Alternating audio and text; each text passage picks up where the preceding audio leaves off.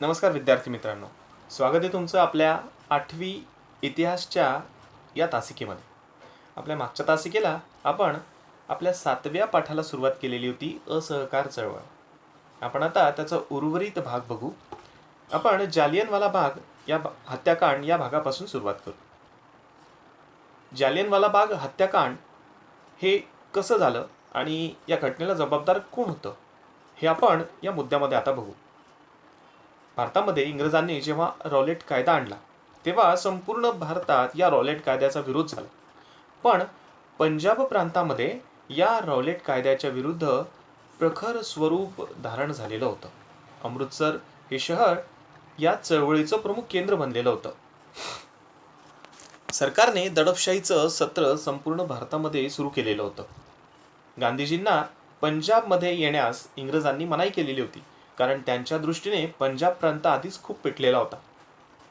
General डायरने अमृतसरमध्ये सभाबंदीचा हुकूम जारी केलेला होता आणि तिथले जे स्थानिक नेते होते डॉक्टर सत्यपाल आणि सैफुद्दीन किचलू, की जे रॉलेट कायद्याच्या विरोधात इंग्रजांच्या विरोधामध्ये या पंजाबमधील जे लोक होते त्या लोकांचं जनमत तयार करत होते. म्हणून इंग्रजांनी डॉक्टर सत्यपाल आणि सैफुद्दीन किचलू यांना अटक करून तुरुंगात डांबलेलं होतं. मग या घटनेचा निषेध म्हणून 13 एप्रिल 1919ला अमृतसरमध्ये जालियनवाला बागेमध्ये बैसाखी सणाच्या निमित्ताने सभेचं आयोजन केलेलं होतं. आणि हे आयोजन जनरल डायरच्या लक्षात आलं. तिथे त्याच्या लष्करी गाड्या घेऊन तिथे तो आला आणि जनरल डायरने निरपराध निशस्त्र अशा लोकांवरती बंदुकीच्या गोळ्यांच्या 1600 फैरी तिथं धाडल्या. जालियनवाला बाग हे एक असं मैदान आहे की ज्या मैदानाला प्रवेश करण्यासाठी आणि तिथून निघण्यासाठी एकच मार्ग आहे. जनरल डायरने त्याच मार्गावरती पोलीस उभे केले आणि निशस्त्र भारतीयांवरती तिथे गोळीबार केला. 400च्या वर तिथे लोक मृत्युमुखी पडले. अनेक लोक तिथे जायबंदी झाली. त्यानंतर लगेचच सगळीकडे संचारबंदी लागू केली गेली आणि या बंदीमुळे काय झालं की जे जखमी झालेले लोक होते, जायबंदी झालेले जे लोक होते, त्यांना तात्काळ उपचार त्यांना मिळाला नाही आणि म्हणून सुद्धा नंतर मृत्यूची संख्या जी होती ती वाढली. संपूर्ण पंजाबमध्ये लष्करी कायदा इंग्रजांनी लागू केला आणि अनेक नेत्यांना त्यांनी तुरुंगामध्ये डांबायला सुरुवात केली. या हत्याकांडाला पंजाबचा जो गव्हर्नर होता मायकेल ओडवायर हा जबाबदार होता. देशभरामध्ये या कायद्याचा निषेध केला गेला. त्यानंतर या हत्याकांडाचा निषेध म्हणून रवींद्रनाथ टागोर यांनी ब्रिटिश सरकारने त्यांना जी सर ही पदवी दिलेली होती त्या पदवीचा त्यांनी त्याग केला आणि या हत्याकांडाच्या चौकशीची मागणी भारतीयांनी केली आणि म्हणून इंग्रज सरकारने या हत्याकांडाची चौकशी करावी म्हणून हंटर कमिशनची नियुक्ती केली. त्यानंतर खिलाफत चळवळ उभी राहिली. खिलाफत चळवळ काय होती तर तुर्कस्तानचा सुलतान हा जगभरातील मुस्लिमांचा खलिफा म्हणजे धर्मप्रमुख मानला जातो. तो जो काळ होता 1920-1921 हा जो काळ होता, हा काळ पहिल्या महायुद्धाच्या नंतरचा हा काळ होता. या पहिल्या महायुद्धामध्ये इंग्लंडच्या विरोधामध्ये तुर्कस्तान लढले होते. भारतीय मुस्लिमांचा या युद्धामध्ये आपल्याला पाठिंबा मिळावा म्हणून इंग्रजांनी असं जाहीर केलेलं होतं की युद्ध समाप्तीनंतर तुर्कस्तानच्या खलिफाला इंग्रज कोणतंही नुकसान पोहोचवणार नाही. मात्र युद्ध समाप्तीनंतर इंग्रजांनी त्यांचं वचन पाळलं नाही आणि तुर्कस्तानचा जो खलिफा होता त्याच्या राज्यापासून त्याला पदच्युत केलं. त्यांचं जे साम्राज्य होतं ते त्यांनी गिळंकृत केलं आणि त्यामुळे काय झालं की भारतामधल्या मुस्लिमांमध्ये संतापाची लाट उसळली. खलिफाला पाठिंबा देण्यासाठी भारतीय मुस्लिमांनी जी चळवळ हाती घेतलेली होती त्या चळवळीला खिलाफत चळवळ असं म्हणतात. आणि याच एका प्रश्नावरून जर भारतीय हिंदू मुस्लिमांमध्ये ऐक्य येणार असेल, राष्ट्रीय चळवळ जर उभी राहणार असेल तर या चळवळीला आपण पाठिंबा द्यावा असं गांधीजींना वाटत होतं आणि म्हणून त्यांनी या खिलाफत चळवळीला पाठिंबा दिला. त्यानंतर असहकार चळवळ उभी राहिली. असहकार चळवळ म्हणजे काय? तर असहकार म्हणजे कोणत्याही प्रकारे सहाय्य करायचं नाही. मग गांधीजींचा विचार या असहकार चळवळीमागे कसा होता? तर गांधीजींची धारणा होती की भारतामध्ये ब्रिटिश लोक जे त्यांचं राज्य चालवत होते, शासन जे चालवत होते, ते शासन चालवण्यासाठी, राज्य चालवण्यासाठी त्यांना कोणाची मदत भासत होती? भारतीयांची. भारतीयांनी जर त्यांना सर्वच क्षेत्रामध्ये असं सहकार्य करण्याचं टाळलं, त्यांना मदत करण्याची जर टाळली, तर मग त्यांना त्यांचं शासन चालवणं जड जाईल आणि आपल्या मागण्या त्यांना मान्य कराव्या लागतील, असं गांधीजींना वाटत होतं. म्हणून त्यांनी असहकार चळवळीला सुरुवात केली. मग सुरुवात कुठे झाली? तर 1920 मध्ये नागपूरमध्ये राष्ट्रीय सभेचं जे अधिवेशन झालं, त्या अधिवेशनमध्ये चित्तरंजन दास यांनी ठराव मांडला आणि त्या ठरावाला सर्वांनी मंजुरी दिली. आणि या ठरावानुसार या असहकार चळवळीची सूत्र महात्मा गांधीजींकडे सोपवली गेली. मग असहकार करायचा म्हणजे नेमकं काय करायचं? तर शासकीय कार्यालयांमध्ये आपले कामं घेऊन जायचे नाही, न्यायालयांमध्ये जायचं नाही, परदेशी वस्तू विकत घ्यायच्या नाही, सरकारी शाळांमध्ये आपल्या मुलांना शिकवायला पाठवायचं नाही, महाविद्यालयांमध्ये आपल्या मुलांना शिकवायला पाठवायचं नाही, त्यांच्यावरती बहिष्कार घालायचा. सरकारी शाळा, सरकारी महाविद्यालय आणि सरकारी सगळंच कार्यालय जे असतील त्यांच्यावर बहिष्कार घालायचा. असा कार्यक्रम या असहकार चळवळी अंतर्गत हाती घेतला गेला. मग या असहकार चळवळीची वाटचाल कशी झाली, मार्गक्रमण कसं झालं याचं? तर या ठरलेल्या कार्यक्रमानुसार पंडित मोतीलाल नेहरू आणि चित्तरंजन दास हे वकील होते, नामांकित वकील होते. त्यांनी न्यायालयांवरती बहिष्कार घातला. त्यांनी न्यायालयांमध्ये काम करायला जाण्यास मनाई केली.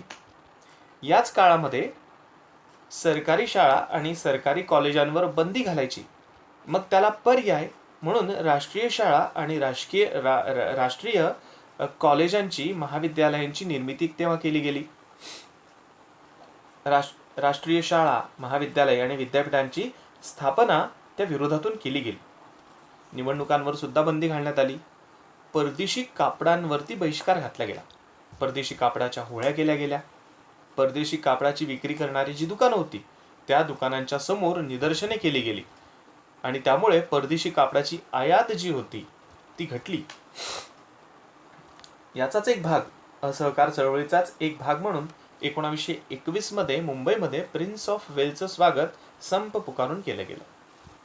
जेव्हा 1921 मध्ये मुंबईमध्ये हे प्रिन्स ऑफ वेल्स आलेले होते, तेव्हा त्यांचं स्वागत निर्मनुष्य रस्ते आणि बंद दुकानांनी केलं गेलं.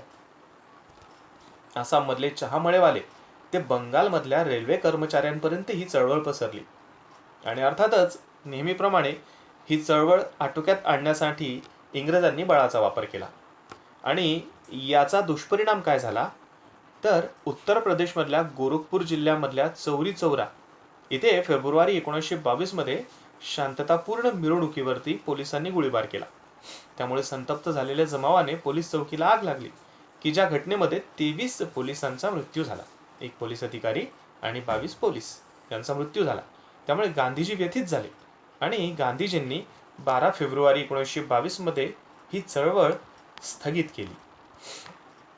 पुढे मार्च 1922 मध्ये गांधीजींना अटक केली गेली. त्यांच्यावरती राजद्रोहाचा खटला भरला गेला. राजद्रोहाचा खटला त्यांच्यावर का भरला गेला? तर यंग इंडिया या वर्तमानपत्रामध्ये त्यांनी राष्ट्रद्रोही लेख लिहिले, इंग्रजांच्या विरोधामध्ये लेख लिहिले असा आरोप त्यांच्यावरती ठेवला गेला आणि त्यांना 6 वर्षाची शिक्षा सुनावली गेली. पुढे प्रकृतीच्या कारणास्तव गांधीजींची तुरुंगातून सुटका झाली. मग या असहकार चळवळीबरोबरच गांधीजींनी काही विधायक कार्यक्रम सुद्धा हाती घेतले होते. काही चांगल्या गोष्टी, चांगले उपक्रम पण त्यांनी सुरू केलेले होते. ते उपक्रम कोणते होते? ते विधायक कार्यक्रम कोणते होते?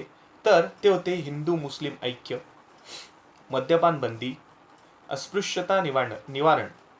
त्या काळामध्ये स्पृश्य, अस्पृश्य, खालच्या जातीचा, वरच्या जातीचा असे भेदाभेद त्या काळामध्ये मानले जायचे. मग अस्पृश्यता निवारण हा कार्यक्रम त्यांनी हाती घेतला. खादीचा प्रसार. जर आपल्याला विदेशी कापडाचा जर बहिष्कार करायचा आहे तर त्याला पर्याय पाहिजे. मग त्याला पर्याय कोणता? तर त्याला पर्याय खादी. म्हणून मग खादीचा प्रसार त्या काळी गांधीजींनी केला. इंग्रजी शाळांमधून, इंग्रजी महाविद्यालयांमधून मुलांना शिकवायचं नाही, तर मग त्यांना शिकवण्यासाठी राष्ट्रीय शिक्षणाचा सुद्धा अंतर्भाव झाला पाहिजे. म्हणून राष्ट्रीय शिक्षण किती आवश्यक आहे हे सुद्धा त्यांनी भारतीय जनमताला पटवून द्यायला सुरुवात केली. आणि म्हणून ग्रामीण भागामध्ये राष्ट्रीय चळवळ जी होती ती अधिक व्यापक झाली. पुढे यातूनच स्वराज पक्षाची स्थापना झाली. 1922 मध्ये राष्ट्रीय सभेच्या अंतर्गत स्वराज पक्षाची स्थापना झालेली होती. चित्तरंजन दास आणि मोतीलाल नेहरू यांनी सरकारची अडवणूक करण्यासाठी म्हणून या स्वराज्य पक्षाची स्थापना केली. 1923 मध्ये ज्या निवडणुका झाल्या त्या निवडणुकांमध्ये मोतीलाल नेहरू, मदन मोहन मालवीय, लाला लजपतराय, नची केळकर यांचा सुद्धा समावेश होता की जे उमेदवार निवडून आलेले होते. मग हे निवडून आलेल्या उमेदवारांनी काय केलं तर यांनी इंग्रजांना वारंवार विरोध केला. वेगवेगळे ठराव भारतीयांच्या हिताचे त्यांनी मांडले आणि साहजिकच ते बहुतेक ठराव जे होते ते सगळे इंग्रजांनी फेटाळून लावले. या दरम्यान असहकार चळवळीनंतर गांधीजींना जेव्हा 6 वर्षाची तुरुंगवासाची शिक्षा जेव्हा झालेली होती त्या दरम्यान राजकीय चळवळ जी होती, इंग्रजांना राजकीय स्तरातून जो विरोध होत होता तो थोडासा थंडावला होता. गांधीजी साहजिकच त्या काळामध्ये इंग्रजांच्या विरोधाचं नेतृत्व जे होतं ते गांधीजींच्या हातात होतं. ते तुरुंगात गेल्यामुळे साहजिकच विरोधाची ती धार कमी झालेली होती आणि मग राजकीय पद्धतीने विरोध कमी होत होता. अशा वेळी स्वराज पक्षाने इंग्रजांवरती वचक निर्माण करण्याचं काम केलं. त्यांनी वेगळे ठराव, वेगळ्या मागण्या वारंवार इंग्रजांकडे मांडल्या आणि प्रखर विरोध त्यांनी केला. भारतामध्ये भावी काळात जबाबदार राज्य पद्धती द्यावी अशी मागणी त्यांनी केली. भारतीयांचे प्रश्न सोडवण्यासाठी गोलमेज परिषद बोलवावी, राजकीय कायद्यांना मुक्त करावं यासाठी विधिमंडळामध्ये ठराव सुद्धा या स्वराज पक्षाने संमत करून घेतले. पण साहजिकच इंग्रजांनी हे सगळे ठराव जे होते हे सगळे ठराव फेटाळून लावले, अमान्य केले. त्यानंतर भारतामध्ये सायमन कमिशनची नियुक्ती केली गेली. 1919च्या मॉन्टेग्यू चेम्सफोर्ड कायद्याने दिलेल्या सुधारणा असमाधानकारक होत्या.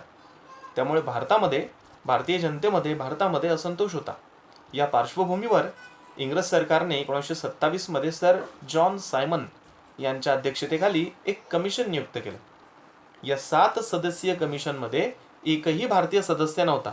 म्हणून भारतातील राजकीय पक्षांनी सायमन कमिशनवरती बहिष्कार टाकण्याचा निर्णय केला. साहजिकच आहे की भारताच्या भविष्याचा निर्णय घेणारी जे कमिशन होते, जी समिती होती, त्या समितीमध्ये एकही भारतीय नव्हता आणि म्हणून भारतीयांनी या कमिशनवरती बहिष्कार टाकला. 1928 मध्ये जेव्हा सायमन कमिशन भारतात आलं तेव्हा जागोजागी प्रत्येक ठिकाणी त्यांना विरोधाचा सामना करावा लागला. सायमन गो बॅक, सायमन परत जा, अशा घोषणा त्यांच्यावरती करण्यात आल्या. साहजिकच पोलिसांनी नेहमीप्रमाणे या निदर्शकांवरती लाठी हल्ले केले, त्यांना दडपण्याचा प्रयत्न केला. लाहोरमध्ये असंच लाला लजपतराय यांच्या नेतृत्वाखाली या सायमन कमिशनला विरोध होत असताना इंग्रजांनी या निदर्शकांवरती लाठी हल्ला केला. मग त्या लाठी हल्ल्यामध्ये लाला लजपतराय यांच्या छातीवरती लाठीने प्रहार झाले आणि हा प्रहार जो होता हा प्रहार लाला लजपतराय सहन करू शकले नाही आणि पुढे त्यांचं निधन झालं. पण मरण्याच्या आधी ते म्हणाले होते की लाठीच्या प्रत्येक आघाताबरोबर ब्रिटिश साम्राज्याच्या शवपेटीवर एक खिळा ठोकला जात आहे आणि लाला लजपतरायजींचं हे जे वाक्य आहे हे वाक्य पुढे खरं ठरलं. लवकरच इंग्रजांना या देशातून निघून जावं लागलं. त्यानंतर नेहरू अहवाल मांडला गेला. भारतातील नेते एकमताने राज्यघटना तयार करू शकत नाहीत अशी टीका भारत मंत्री बर्कनहेड यांनी केली. हे आव्हान स्वीकारून सर्वपक्षीय समिती स्थापन करण्यात आली. या समितीचे अध्यक्ष पंडित मोतीलाल नेहरू होते.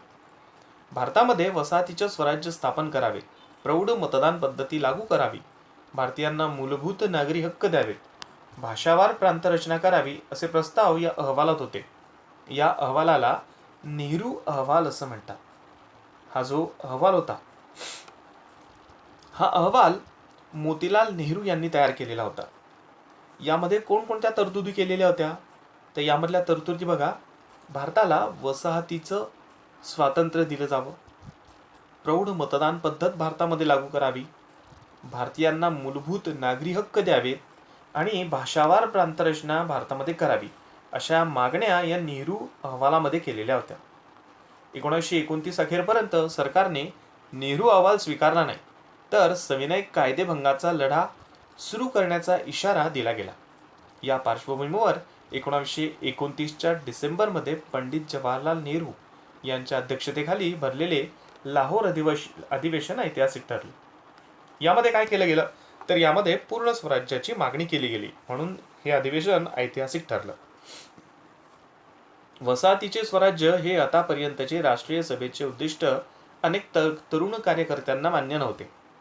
पंडित जवाहरलाल नेहरू आणि सुभाषचंद्र बोस हे संपूर्ण स्वराज्याची मागणी करणाऱ्या तरुणांचे नेते होते. या तरुण गटाच्या प्रभावामुळे राष्ट्रीय सभेच्या लाहोर अधिवेशनामध्ये संपूर्ण स्वराज्याचा ठराव मान्य करण्यात आला. या ठरावाद्वारे राष्ट्रीय सभेने वसाहतीचे स्वराज्य या उद्दिष्टांचा त्याग केला.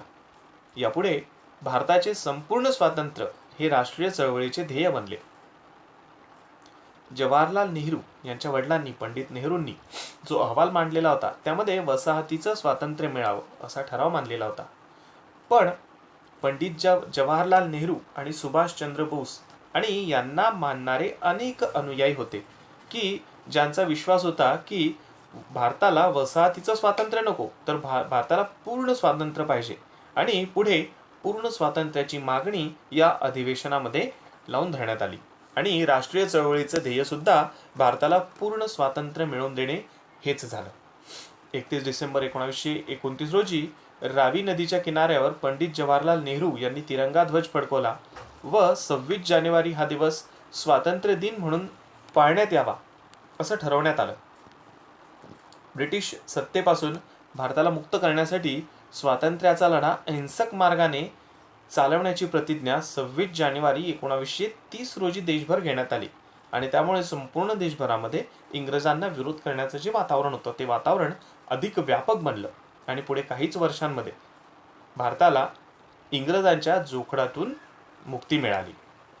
ठीक आहे विद्यार्थी मित्रांनो, तुम्ही स्वाध्यायामधला पहिला आणि जो दुसरा प्रश्न आहे ते स्वाध्याय म्हणून सोडवायचे.